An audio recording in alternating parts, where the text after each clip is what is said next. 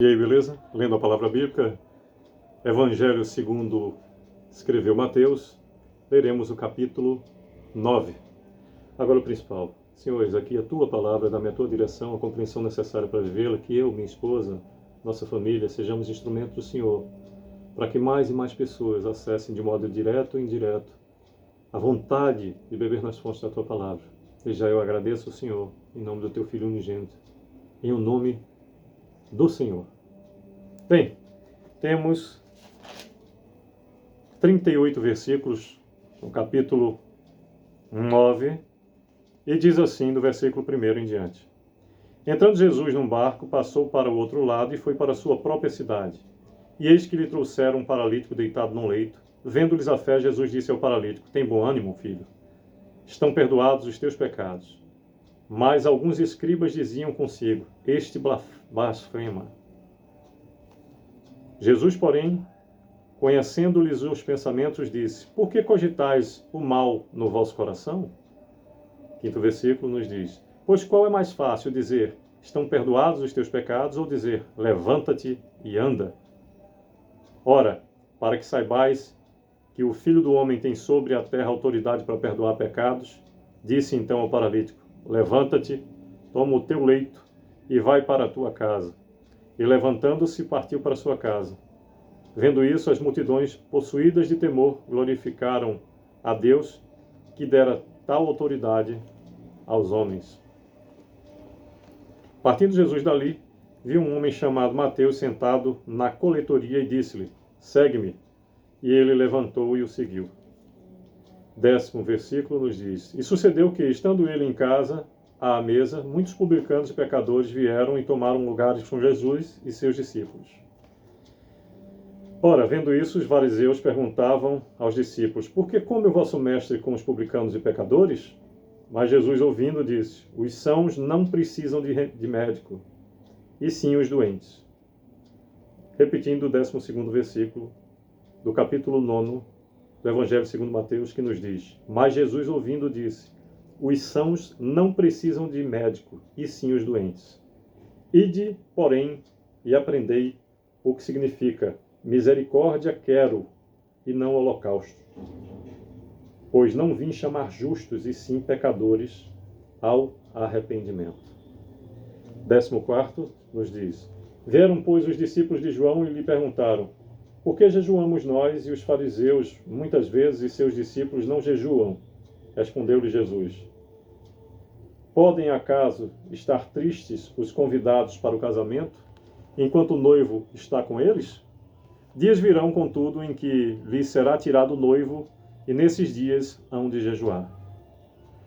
Ninguém põe remendo de pano novo em veste velha, porque o remendo tira parte da veste e fica maior a rotura. Nem se põe vinho novo em odres velhos, do contrário, rompem-se os odres, derrama-se o vinho, e os odres se perdem. Mas põe-se vinho novo em odres novos, e ambos se conservam. 18º versículo nos diz: enquanto essas coisas lhes dizia, eis que um chefe, aproximando-se, o adorou e disse: minha filha faleceu agora mesmo, mas vem, impõe a mão sobre ela, e viverá. E Jesus, levantando-se, o seguia, e também os seus discípulos. E eis que uma mulher que durante 12 anos vinha padecendo de uma hemorragia veio por trás dele e tocou na orla da veste, porque dizia consigo mesma: se eu apenas lhe tocar a veste, ficarei curado. E Jesus, voltando-se e vendo-a, disse: tem bom ânimo, filha, a tua fé te salvou.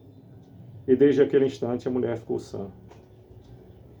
Tendo Jesus chegado à casa do chefe, e vendo os tocadores de flauta e o povo em alvoroço, disse: retirai-vos, porque não está morta a menina, mas dorme. E riam-se dele. Mas afastando o povo, entrou Jesus, tomou a menina pela mão, e ela se levantou.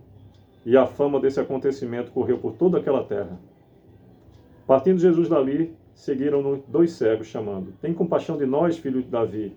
Tendo ele entrado em casa, aproximaram-se os cegos, e Jesus lhes perguntou: credes que eu posso fazer isso? Responderam-lhe: sim, Senhor. Então lhes tocou os olhos, dizendo: faça-se-vos conforme a vossa fé. E abriram-se-lhes os olhos. Jesus, porém, os advertiu severamente, dizendo: acautelai-vos de que ninguém o saiba. Saindo eles, porém, divulgaram-lhe a fama por toda aquela terra. 32º versículo do 9º capítulo do Evangelho segundo Mateus. Ao retirarem-se eles, foi-lhe trazido um mudo endemoniado. E expelindo o demônio, falou o mudo, e as multidões se admiravam, dizendo: jamais se viu tal coisa em Israel. Mas os fariseus murmuravam: pelo maioral dos demônios é que expele os demônios. 35º nos diz: e percorria Jesus todas as cidades e povoados, ensinando nas sinagogas, pregando o evangelho do reino e curando toda sorte de doenças e enfermidades. Vendo ele as multidões, compadeceu-se delas, porque estavam aflitas e exaustas, como ovelhas que não têm pastor. 37º nos diz: e então se dirigiu a seus discípulos: a seara, na verdade, é grande, mas os trabalhadores são poucos. 38º e último versículo do 9º capítulo do Evangelho segundo Mateus nos diz: rogai, pois, ao Senhor da seara que mande trabalhadores para a sua seara. Bem, por meio de todo este capítulo, nos fala o evangelista Mateus sobre registros de passagens onde o Senhor, Filho unigênito de Deus Pai, enquanto homem aqui na terra, realizou. Inicia falando da cura de um paralítico em Cafarnaum. Após isso, a vocação de Mateus, Jesus come com pecadores, nos fala do jejum, o pedido de um chefe, a cura de uma mulher enferma com fluxo de sangue, a ressurreição da filha de Jairo, narra sobre a cura de 2 cegos, a cura de um mudo endemoniado, a blasfêmia dos fariseus, e narra Mateus ainda, a partir do 35º versículo até o 38º, que Jesus ia por toda parte fazendo bem. E ressalta o que falou o Senhor Jesus acerca da seara e os trabalhadores, que faço questão de relembrar aqui agora, quando o Senhor se dirigiu a seus discípulos no 37 e 38, dizendo: e então se dirigiu a seus discípulos: a seara, na verdade, é grande, mas os trabalhadores são poucos. Rogai, pois, ao Senhor da seara que mande trabalhadores para a sua seara. Pois é. Há sempre o que ser feito, também quanto à palavra do Senhor. Há um campo muito grande a ser trabalhado, sobretudo dentro de nós mesmos.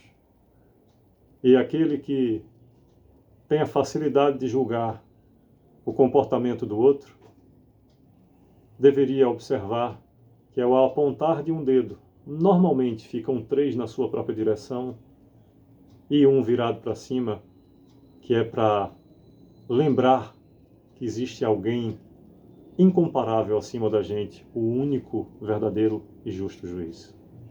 Que possamos mais e mais beber na fonte da palavra do Senhor e ser um trabalhador do dono da seara, pelo menos dentro de si mesmo, para que com o reflexo daquilo que nos tornemos mais e mais semelhantes ao Senhor, que nos criou, e ao seu Filho unigênito que nos salvou, possamos fazer de onde moramos, com quem convivemos, um mundo melhor para se viver. Se assim for a vontade do Senhor, é o que desejo. Sucesso. Que Deus continue a nos abençoar.